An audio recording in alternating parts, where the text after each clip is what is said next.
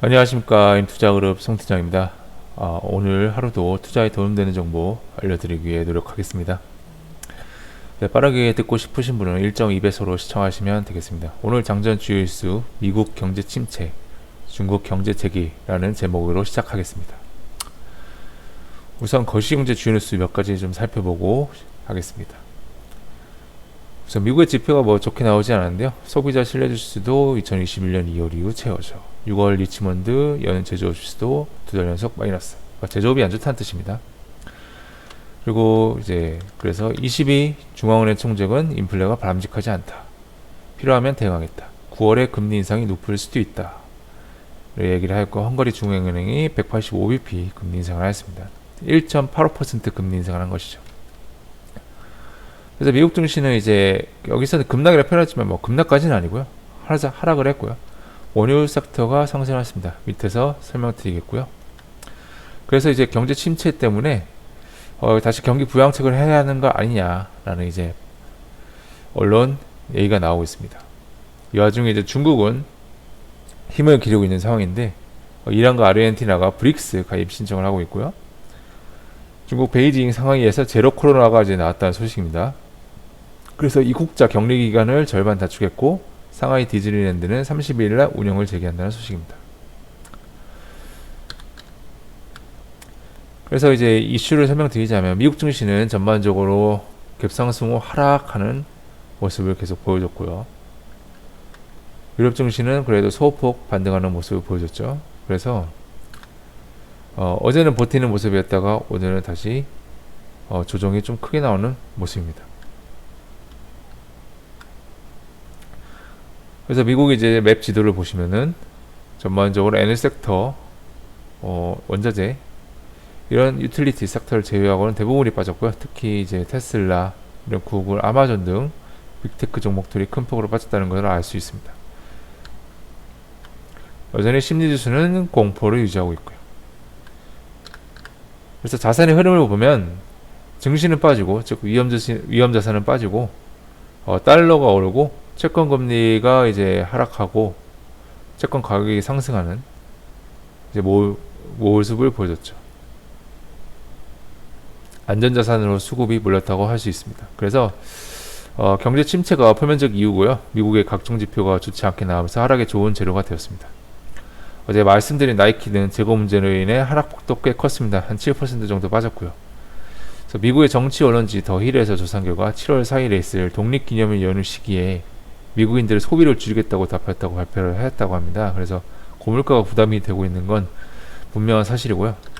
유럽의 인플레가 심각하다고 22 총재가 밝혔죠. 그래서 헝가리는 큰 폭으로 금리 인상을 단행하였고요. 대부분의 종목이 하락하였고 에너지 섹터가 상승했는데 오펙이 생산 할당량을 오늘 논의할 예정이고요. 내일도 오펙 플러스 회담이 예정되어 있기 때문에 에너지 섹터에 어떤 정책이 나올지 보시면 되겠고 7월 달에 있을 바이든 대통령의 사우디 방문과 관련해서 연계지어서 살펴보시면 되겠습니다. 그래서 중국은 대신에 어제 코로나 방역 정책 완화 소식으로 여행주들이 급상승했고 태양광 종목들도 급등하였습니다. 미국 시장과 다른 모습이 이어지고 있죠. 그래서 경제 재개라고 표현을 하였습니다. 그래서 우리 시장도 오늘 미국 시장을 따라 개파락 출발을 할 것으로 예상을 하는데 다만 미국이 버틸 때 우리 시장에 빠졌던 것을 고려하면 하락폭은 어느 정도 제한될 것으로 보여집니다. 그래서 중국 시장의 영향도 기대해 볼만 하겠습니다. 그래서 오늘 밤 파월 라가르드 총재 연설 예정돼 있고요. 내일은 6월의 마지막이자 미국 시간으로 근원 소비자 물가지수 PCE 발표 예정입니다. 그래서 이 부분이 어느 정도 미국 증시 하락에 영향을 끼쳤다고 볼 수 있겠습니다. 여전히 불확실성은 여전한 상태에서 현금이 중요하다. 그리고 시장 주목 관련 섹터로 어제 올랐던 원유, 석탄, 원자력, 전력, 대룡전기, LX 일렉트릭, 그다음 현대 일렉트릭 이런 종목, 그리고 신재생, 태양광, 풍력 섹터 여전히 주목해서 보고 있습니다. 미국의 전력난, 일본, 미국, 중국 이런 유럽의 전력난들 주목해 보실 필요가 있겠고요. 종목 기타 뉴스에서 두 가지를 말씀드릴 건데 삼성전자가 30일부터 3나노 양산 돌입한다는 단독 뉴스, 그리고 독일 검찰이 현대기아차를 압수수색했다는 뉴스 이거입니다. 이제 삼전에 이제 3나노 파운드리 양산이 고객이 중국 기업이라는 설이 있습니다. 그렇지만 이제 어쨌든 삼전이 잘 돼야 지수가 끌어올려지는 만큼 잘 해내길 기원해 보고요. 독일이 현대 기아차를 압수수색했다는 소식인데 소프트웨어로 문제 삼았습니다. 지난 폭스바겐 디젤 게이트가 그때 1000만 대 이상의 소프트웨어 결함으로 이제 미국 검찰이 조사를 했던 거고, 현재 독일이 문제 삼는 거는 20만 대 정도 됩니다. 그래서 어쨌든 이 부분이 잘 해결되기 바라야겠습니다. 그래서 오늘의 일정 오늘은 라가르드 파월 발언 예정, 윤 대통령이 나토 정상회의에 참석하고 있다는 소식인데, 현재 뭐 나토 이제 대표와의 정상회담이 미뤄지고 있다는 소식이 있고요. 오펙 회의 예정이고, 롯데제과 거래 정지, 흡수합병 인수 때문에 그렇습니다. 내일의 일정 오늘은 이제 5월 미국 개인소득, 개인소비지출, 그런 소비자 물가지수, 좀 중요한 지표라고 볼 수 있겠고요.